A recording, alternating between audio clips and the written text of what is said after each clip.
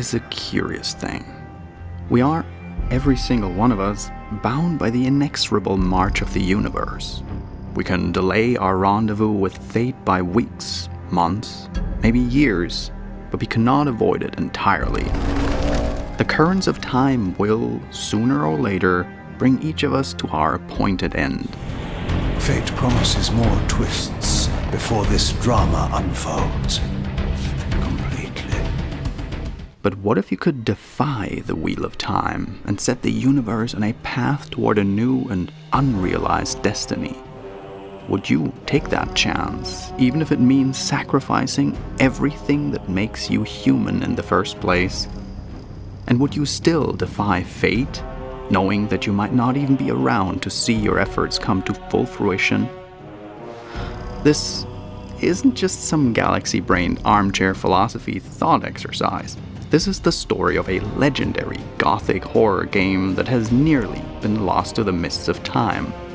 A game that is long overdue for a resurrection from its shallow grave, so that we might examine it under the pale light of the full moon. Just like its protagonist, this game has found itself submerged beneath the tides of history. And like its troubled development cycle and release, it remains locked in battle against a grim and seemingly overwhelming fate, one final struggle before it fades into obscurity and oblivion. It is, in every definition of the term, a forgotten gem. From its sprawling and epic narrative to its tight and engaging mechanics, it will fix itself in your memory long after you play it, both despite and indeed because of its quirks and imperfections.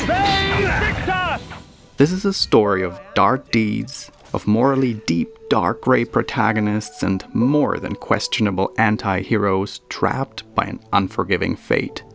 And of how the act of defying your destiny can place the entire world on the knife's edge between deliverance and damnation. We are merely passengers on the wheel of destiny, describing a perfect circle to this point. We've been brought here for a reason. I've seen the beginning and the end of our story, however, and the tale is crude and ill-conceived. We must rewrite the ending of it. You and I. Thus begins the saga of Legacy of Kain, Blood Omen.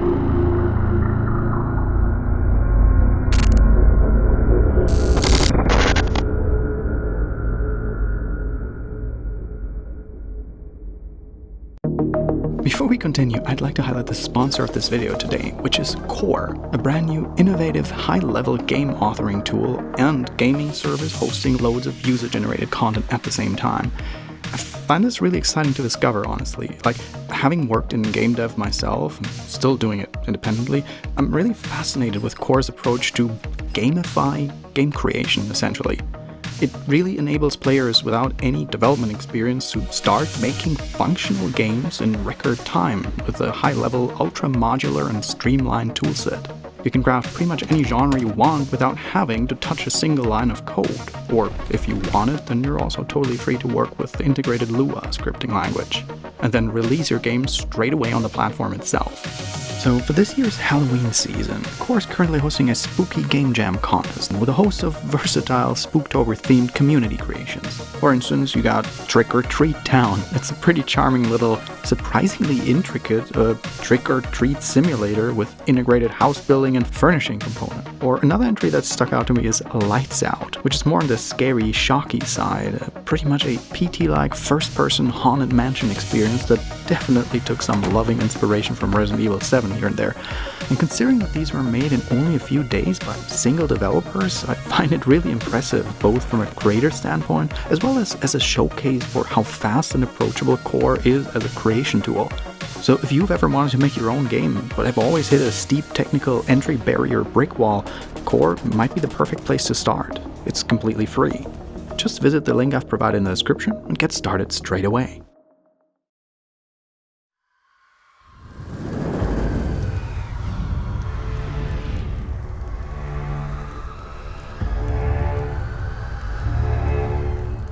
Nowadays, whenever the Legacy of Kain series is brought up, it's almost always in the context of the two Soul Reaver games and their sequel, Defiance. This has always been one of my favorite game series, so much so that way back in the long ago, mist-shrouded past of 2017, I made a whole video essay about how much I love the Soul Reaver games. These titles deserve a tremendous amount of credit for how truly ahead of their time they were. The style and presentation of the first Soul Reaver game in particular did more than just set a template for the rest of the series. It was instrumental in establishing the cinematic 3D platformer as a proper game genre on its own. The Soul Reaver series is also where Amy Hennig and many of the original Naughty Dog crew first cut their teeth and became bona fide rockstar developers. All that said, the passage of time has not exactly been kind to the Soul Reaver games, and they are starting to show their age. Playing them in 2020 can be as much an exercise in frustration as in fun, especially if you're not already familiar with the mechanics and stylistic quirks of classic 3D platformers.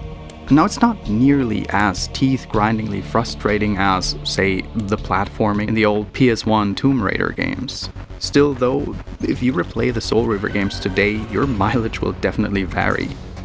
It's not at all controversial to say that the story, writing, and presentation of the Soul Reaver games hold up much better than their gameplay and mechanics.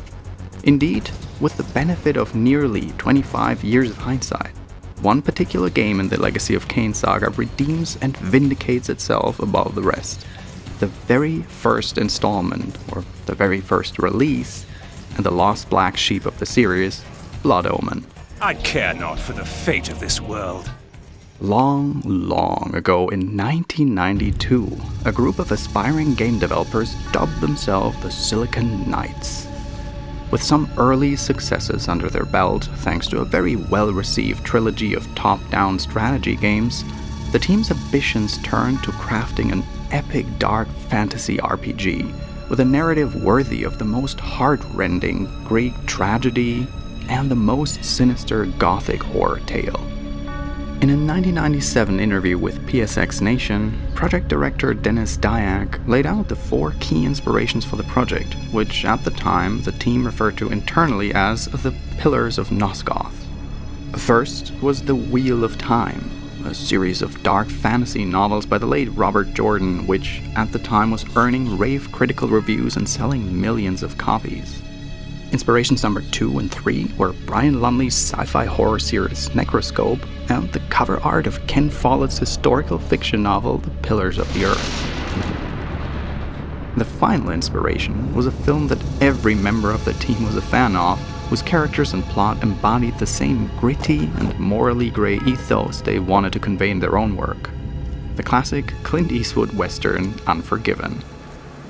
We all have it coming, Captain. Everyone had a good side and everyone had a bad side, and every action had a price, Dyack told PSX Nation. I knew instantly after seeing this movie that our industry needed a game that addresses these issues. From this eclectic alchemy of inspirations, the Pillars of Nosgoth eventually became the epic dark fantasy action RPG Blood Omen. Released first on the PlayStation in 1996 and a year later for PC in 1997. The grand ambition of Blood Omen's scope and storytelling still shines through today, some quarter-century after the game's release. This game is positively dripping with atmosphere and style, start to finish. Your strength has increased, for our blood enhances. The lush instrumental arrangements for the soundtrack, though limited in number, are all highly evocative pieces of 90s computer music. The dark fantasy art style is ultra-expressive, making use of color and contrast to incredible effect, especially considering the hardware limitations of the time. The writing and voice acting are positively Shakespearean, featuring a well-rounded cast who really know how to chew the scenery.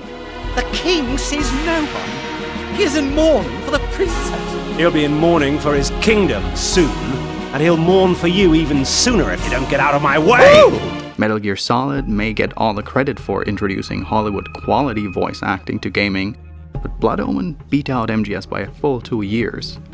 I'd be derelict in my duties as a video essayist not to stress that last part. Simon Templeman, the voice actor of our vampire protagonist Kain, puts on a truly bravura performance in Blood Omen, and every single Legacy of Kain game that followed. How is it possible that I still lived? From the art, to the environments, to the world building, to the voice acting and narration, most of all, every individual component of Blood Omen works together to paint a truly spellbinding picture for the player. It's also pitch perfect in tone, striking a seemingly effortless balance between camp and self-seriousness, between cornball pop philosophy and deep existentialism, and with a heaping helping of biting dark humor added for good measure. Alas, poor Nupraptor, I knew him well. Well, not really. It is a mighty task indeed to balance these contrasting themes and then wrap them up in a compelling play experience. But that's exactly what Blood Omen does, and it's why it still holds up as a truly timeless 90s gaming gem.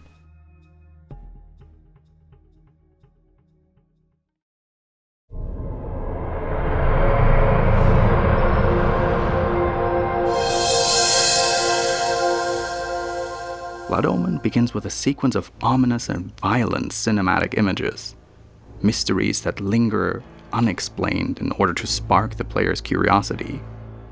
Corpses raised on a stake, one of the many games of that era that shamelessly lifted their openings from the legendary battle scene in Francis Ford Coppola's 1992 film adaptation of Dracula.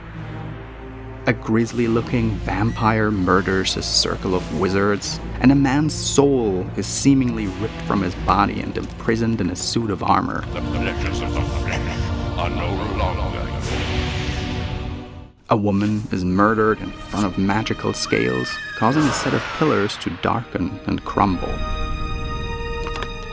We then step into the shoes of the protagonist Kain, a nobleman traveler stopped at a countryside tavern whose luck has run out. No mug of ale for a weary traveller from distant Corhagen?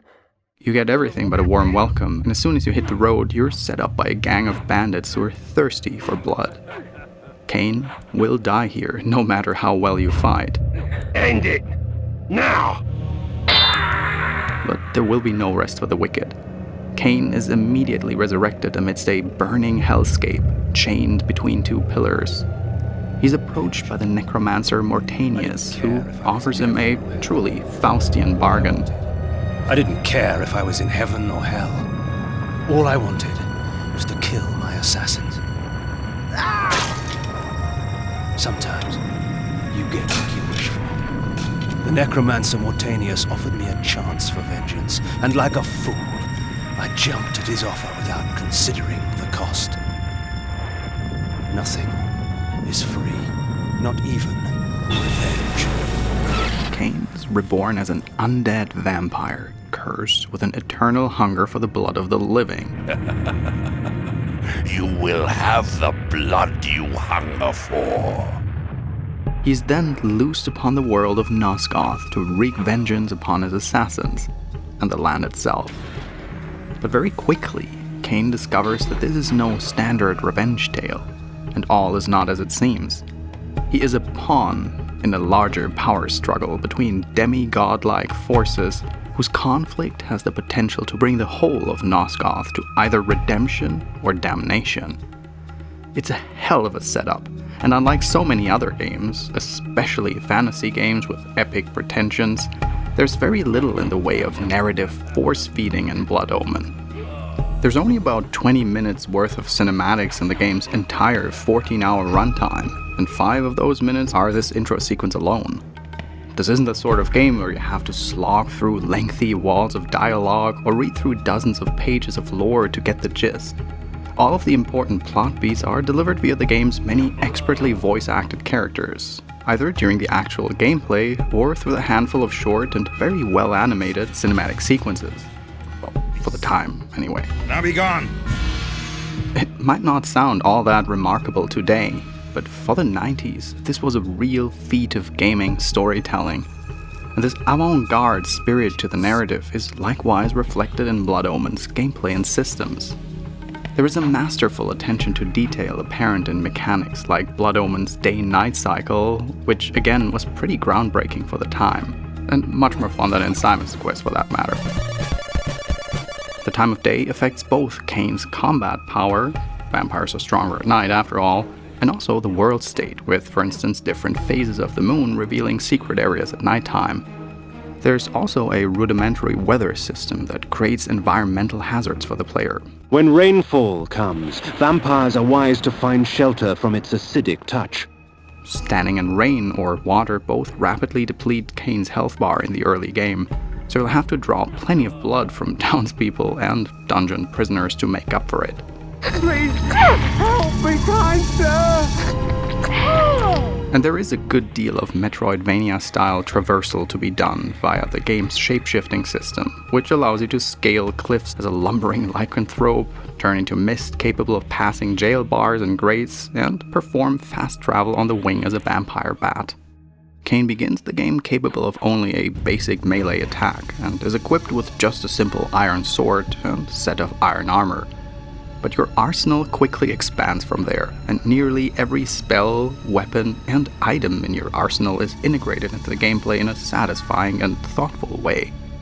The spiked mace you earn in an early dungeon is able to demolish certain environmental obstacles and open up new paths, and it's also a great way to stun enemies for a quick and easy trip to the blood bank. But it does very little damage against non-human enemies, rendering it next to useless in many areas of the game. In a later dungeon, you'll earn a kick-ass flaming sword that does loads of damage, incinerating even tough enemies with only a few strokes. But the trade-off is that your defeated foes are reduced to piles of ash, making it impossible to drain their blood and regain health. Every skill or weapon you find over the course of Blood Omen has a similar kind of thoughtful pro versus con trade-off to it. In both tone and substance, Blood Omen is very much a grimdark link to the past. But it is also so much more than that. The post-SNES Zelda template was indeed groundbreaking and hugely influential to action-adventure games generally. But it is also a punishingly linear formula. You go into a dungeon, obtain a magic artifact whose use is mostly exclusive to that dungeon, and then move on to the next attraction in the theme park. Blood Omen put its own twist on this format with a far greater emphasis on world building. The player gets plenty of direction to their next objective, including a glowing marker on the world map. But each dungeon crawl is usually preceded by segments where exploration, character building, and lore exposition take center stage. And rather than limit the utility of each new tool or skill to the dungeon in which it is found, plus some exceptions here and there, almost every single piece of equipment you acquire has broad usefulness for the rest of the game. For example, you'll score the bone armor relatively early on in the game in Corhagen, and its use is immediately apparent in the dungeon where you find it. Lower forms of undead fall swiftly to deception. With the bone armor, they are not as eager to challenge me. Lesser undead minions like skeletons and shades will no longer be hostile to Kain while he's wearing the armor.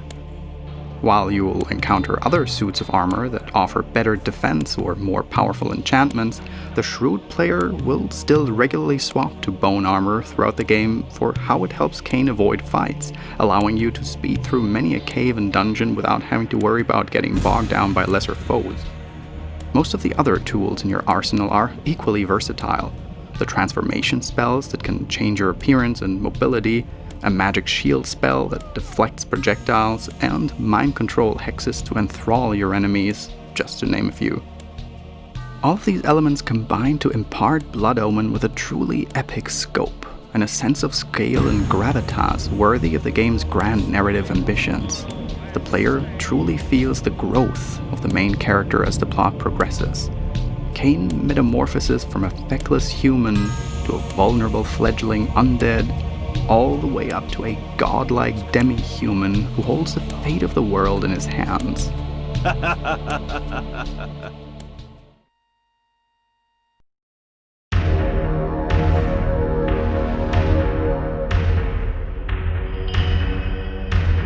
Morally grey protagonists and settings are a dime a dozen in media these days. A popular video game franchise today is far more likely to be starring a grizzled anti-hero than an upstanding do-gooder main character. but back when Blood Omen first released in the early to mid-90s, very few games had tried the whole "you might actually be the bad guy" trope. It might seem like a funny notion in our current anti-hero choked media milieu, but Blood Omen's full-throated embrace of its questionable protagonist was really quite unique and special at the time. Dennis Dyack even claims that the game's marketing team pushed back hard against the Kain as anti-hero concept because they were afraid players wouldn't identify with a villainous character and it would hurt sales. As is usually the case in the corporate world, they were 100% correct to ignore the marketing team. Blood Omen holds up so well exactly because it embraces its dark grey protagonist, both narratively and mechanically. Blood Omen isn't interested in being a story about clear-cut heroes and villains, with one side to root for and another to loathe. There is no such thing as altruism in the fallen world of Nosgoth. Every single character in this tale has their own agenda and their own secrets they're hiding from Kain, who is himself as bloodthirsty and vindictive as they come. Victis! This well-realized cast of characters is one of the main ways the game immerses you in its story and makes you feel personally invested in Kain's journey. It also makes it that much easier for the player to identify with their assigned role of anti-hero, as they follow along with Kain on his descent into darkness. This story begins with Kain being murdered by bandits, which actually ends up being kind of a high point for him in terms of his overall shit luck. Throughout the narrative, Kain is abused, deceived, manipulated, betrayed, and treated as a disposable pawn in machinations far greater than himself. Yet, the player is ultimately made to sympathize with the villainous Kain, to the point where the choice to rule in hell rather than serve in heaven becomes just a little bit understandable. At my whim, the world will be healed or damned. At my whim. Once the player arrives at the legendary climax of the game, standing amidst the graves of their dead and defeated foes, they're given one final revelation. Kain, who began the game as no more than a sniveling lordling murdered on the night streets of rural Hamlet, was resurrected as a vampire in order to be the key part of a grand magical conspiracy to upset the balance of the universe, throwing Nosgoth into chaos and ruin. And up until this point, you've been an entirely unwitting pawn in the scheme. Kain must now make a choice to sacrifice his own life and undo all the ruin that has been visited upon Nosgoth, restoring balance, or to damn the world and rule as the vampire god of a blasted and cursed land. This is presented to the player as a binary good versus evil, heaven versus hell kind of choice. It's not subtle. And yet, for the player who has followed along with Kain on his journey into darkness, this choice is really no choice at all. With the weight of every murder and betrayal weighing on them, the player is mercilessly goaded into making the quote-unquote bad, but more thematically resonant decision. Why bother sacrificing yourself to fix a world that probably will just end up going to shit anyway again? Why indeed, when you could embrace your vampiric curse, damn the world, and begin your ascent to godhood by building a dark throne upon its ashes? This is the canon ending of Blood Omen, the inciting incident that gives rise to the entire legacy of Kain mythos. The player spends the game on a quest for revenge, writing in bloody script an epic story that is equal parts Gothic horror and Greek tragedy. And when it comes to pen the closing chapter, where the tragic anti-hero selflessly sacrifices himself to save the world he once scorned, Kain exercises his free will and chooses to subvert this trope and defy his fate. The end of the world was merely the beginning, an omen of blood. This ending sets up what will become the main thematic through line of the entire legacy of Kain's saga.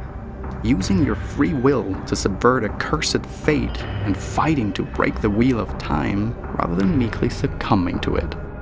The Legacy of Kain series is so beloved for its characters and storytelling in large part because of the groundwork laid here by Blood Omen. Each subsequent game in the series is rooted in the lore of this game and feels like one small glimpse of a larger mythology that is first set in motion by the fall of Kain. And it's why I think it's no contest that, despite all of Soul Reaver's charms, Blood Omen is far and away the most enjoyable, compelling, and thematically consistent game in the series. There is a magical operation of maximum importance. The initiation of a new aeon. When it becomes necessary to utter a word, the whole planet must be bathed in blood.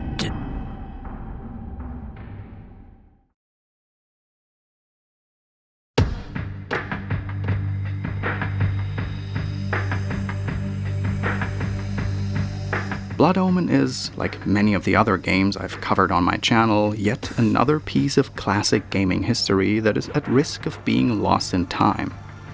I suppose that's pretty on the nose for a game about the perils of being chained to fate, right?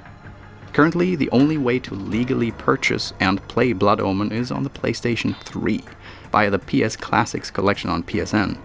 The 1996 PlayStation version of the game is fine, but it does have short loading screens during scene transitions that drive some players up the walls.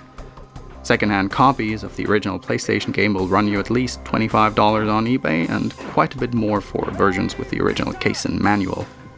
But it is with the PC version that Blood Omen's situation becomes even more dire than that of a Kain or a Fatal Frame. You see, Blood Omen had a 3.5-year-long development cycle. And while that doesn't sound all that outrageous today, back then this was considered to be a very lengthy timeline for creating a game. So in order to keep the project moving along, Silicon Knights partnered with the publisher Crystal Dynamics early on in the development process. Many Crystal Dynamics staff members, including Amy Hennig, were assigned to work on Blood Omen and help it get across the finish line. The game was a huge success commercially and critically, but there was a lot of, well, bad blood between Silicon Knights and Crystal Dynamics over the ownership of the series and the rights to its characters. A lawsuit by Silicon Knights against Crystal Dynamics was dismissed, and Crystal Dynamics was ultimately granted ownership of the IP and publishing rights for the entire Legacy of Kain series. Though their case never went to court, Silicon Knights still maintains that they were the victims of a deep-pocketed publisher's greed. The legal dispute over the publishing rights to the PC version is still unresolved, and so the game is currently in copyright limbo. This is why it has never appeared on Steam, GOG, or any of the other digital distros. And as far as I could tell during my research for this video, Blood Omen is not technically considered abandonware, even though it might be listed as such on certain websites. Crystal Dynamics still owns both the IP and licenses for Legacy of Kain, and has made every other game of the series available on Steam and GOG. And so, due to the unique legal situation around Blood Omen, the only company who currently has publishing rights to the game is Sony, and we all know how much they care about preserving gaming history. With all that said, I'm not a cop, so if you're able to get hands on an ISO or archive of the PC game, there is a phenomenal fan-made OpenGL wrapper that does a superb job of updating it for modern PC hardware. Widescreen resolutions, multiple languages, controller support. This one's got all the fixings. You'll find a link in the description. And hey, if you'd rather not bother with all that, emulating the PlayStation version isn't a bad route to take either, since running the game via an emulator can nearly negate the load times. It is a worthy endeavor indeed to defy one's destiny and to stop the wheel of time in its tracks. It may be a hopeless fight, as the most fateful battles too often are, but as Blood Omen shows, even the most hopeless struggle can echo down through the ages and reverberate in the most unexpected ways. Because even when you're trapped in a cursed fate and destined to be lost to the mists of time, you can still leave behind the most powerful and lasting of legacies. You said it yourself, Kain. There are only two sides to your coin. Apparently so. But suppose you throw a coin enough times. Suppose one day it lands on its edge.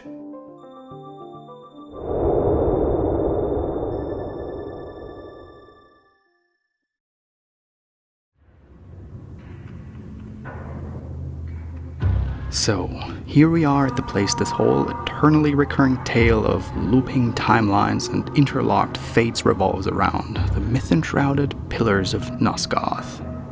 Thank you so much for watching this video until the end, and if you've been around for a while, thanks for sticking with me. I appreciate it. This channel is in vital parts funded by the generous support of my patrons, who pledge monthly donations within their comfort levels that enable me to get by and keep making videos. If you'd like to help out as well and make sure that we stay above the relentless currents of YouTube time flow, then you can do so by following this link here and hop over to my Patreon. You have my sincere gratitude, and you'll even get something for it in return. Suppose you throw a generous coin my way enough times. Suppose one day you'll end up in a timeline where your name is engraved upon the very pillars themselves, so you can count yourself among these names of immortalized patrons as well.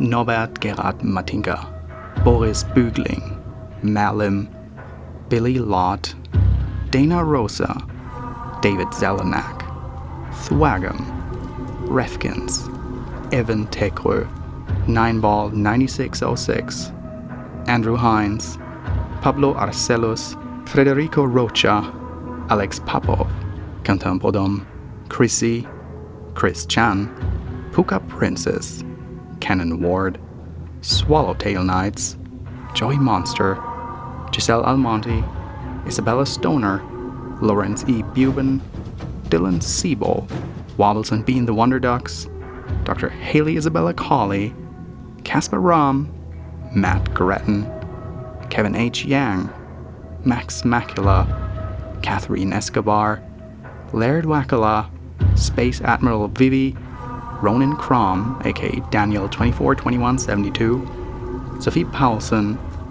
Terry Collins, Jin Hansen, Shannon Blue, Raul Blanco, Mauricio Reyna, Ty McCandless, Faulty Gear, Chuck Taylor, Nikon the Brave, Hunter Crawford and Margaret Strawn, Agustin Ortega, Jordan, Christine, Starina Abramson, and Cordelia Crescendo.